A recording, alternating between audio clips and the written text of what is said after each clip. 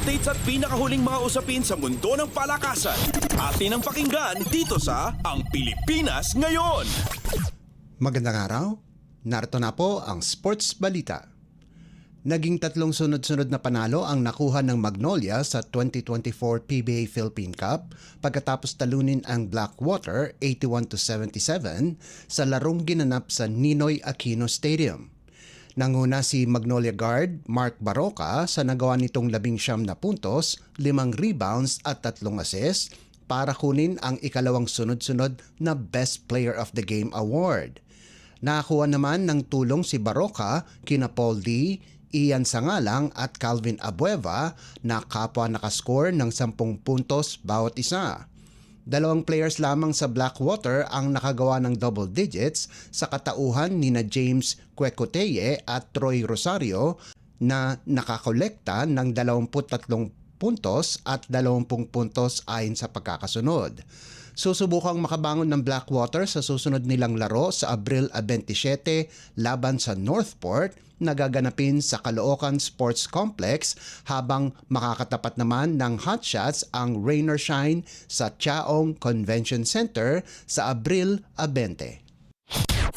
Updates at pinakahuling mga usapin sa mundo ng palakasan. Atin ang pakinggan dito sa Ang Pilipinas Ngayon.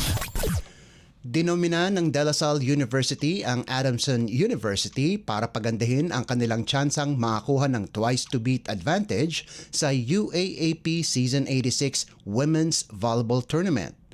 Bumawi kaagad ang Lady Spikers pagkatapos ang pangit na simula para kunin ang panalo laban sa Lady Falcons 17-25, 25-19, 25-11 at 25-22 sa larong ginanap sa Smart Araneta Coliseum sa Quezon City.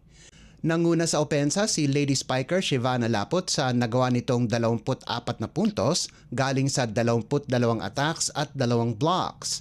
Nagambag naman si Thea Gagate ng 12 puntos at si Alea Malaluan na nagtapos ng may 7 puntos habang nakapagtala ng 19 na excellent sets si setter Julia Coronel.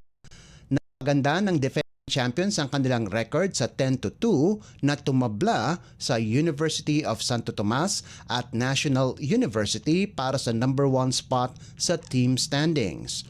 Nakagawa naman ng 16 na puntos si Jen Villegas, 10 puntos si Ayesha Huegos at Barbie Hamili na may 9 na puntos, 7 receptions at 5 digs para sa talo ng Lady Falcons na bumagsak sa 3-8 kartada. Updates at pinakahuling mga usapin sa mundo ng palakasan.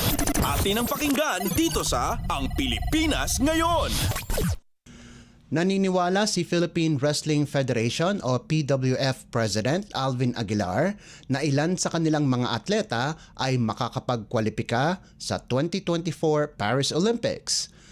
Ang kanilang team na binubuo nina Mark Oliveros, Jason Baucas, Gia Pingot, Fier Afan, Alia Gavales at Arian Carpio ay kakalahok lamang sa Asian Wrestling Championships sa Kyrgyzstan at lalahok din sa kaparehong lugar itong Sabado sa Wrestling Olympic Qualifiers. Ayon kay Aguilar, nagsasanay ng maigi ang kanilang team sa pamumuno ng kanilang panibagong coach na si Alexander Sofronov at kaya na nilang makipagsabayan sa magagaling sa buong mundo. Sinabi ni Aguilar na lahat ng kanilang atleta ay may magandang tsansa na magkwalipika dahil kaya nilang talunin ang mga world champions. Sa ngayon, 9 na atleta ang pasok na sa Olympics sa pangungunan ni Paul Volter, EJ Obiana, gymnast Carlos Yulo at Alea Finnegan, mga boksingerong sina Yumir Marshall, Nesty Pitesio at Ira Villegas at mga weightlifters na sina John Siniza, Elrin Ando at Vanessa Sarno. Updates at pinakahuling mga usapin sa mundo ng palakasan. Atin ang pakinggan dito sa Ang Pilipinas Ngayon. At yan ang pinakahuling balita sa larangan ng palakasan. Para sa Radyo Pilipinas World Service, ito po si Leo Magpayo. Magandang araw. Updates at pinakahuling mga usapin sa mundo ng palakasan. Atin ang pakinggan dito sa Ang Pilipinas Ngayon.